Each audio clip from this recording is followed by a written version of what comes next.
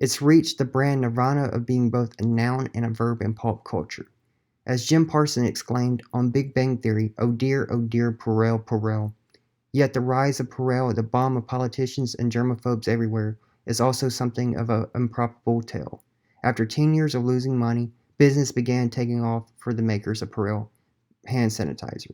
Mike Richardson, an industry analyst at the Freedonia Group, said, I guess you could describe it as a 10-year overnight success story. They held on to the idea and kept pushing it, he told Jarvis, and eventually it became probably a far greater success than they would have ever imagined. The company that makes Purell, Gojo Industries, is family owned. The hand sanitizer they've made famous is outside their wheelhouse. They are mostly known for businesses for their soaps.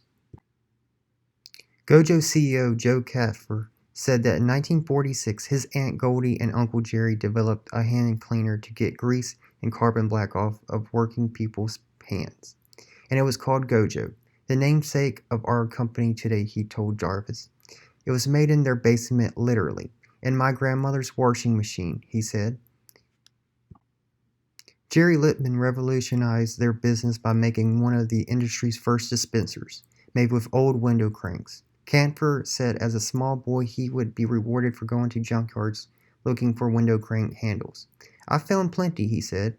When Kaffner was in his 20s, Uncle Jerry gave him an even bigger reward, 50% of the company. He with some wisdom said to me, you know, if it's all mine, you might waste my money, but if it's half yours, I think you'll take care of it. In the late 80s, his company developed an alcohol-based hand sanitizer that was easy on the skin. Had Kaffner intended Purell not for consumers, that came later, but for food and health care workers. The right name didn't come right away. Frankly, I wanted to call the product Flash because it was so excited. It worked in a flash. I thought, said Kaffner, I thought I was going to be quite clever. They found the right name, Purell, as in pure. But finding customers was a struggle. A few nursing homes, a few hospitals, a few office buildings, but really very little. It wasn't catching on, Kaffner said. We were really losing money right and left trying to sell it, trying to promote it. I think our sample budget was bigger than our gross sales back then.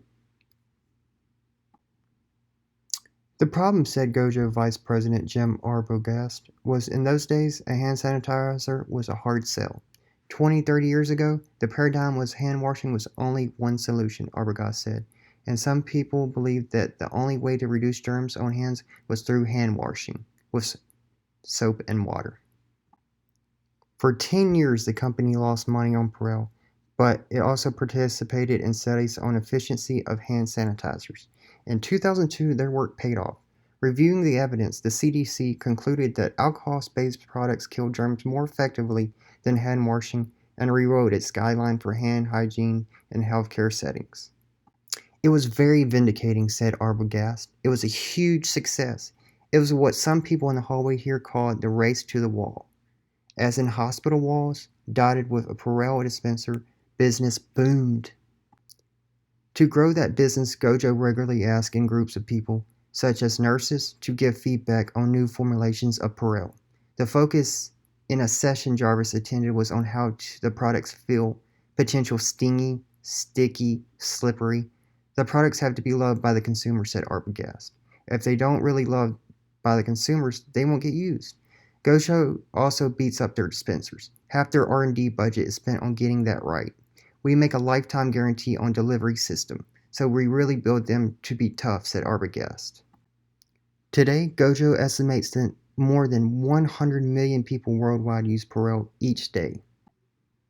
To Joe Kaffer, the moral of the story is you need a little patience, and a privately owned business has a little bit more opportunity for patience. I probably would have been fired if I were working for anybody else. If there were public shareholders, I probably would have been long gone after almost a decade of trying, but eventually it paid off big time.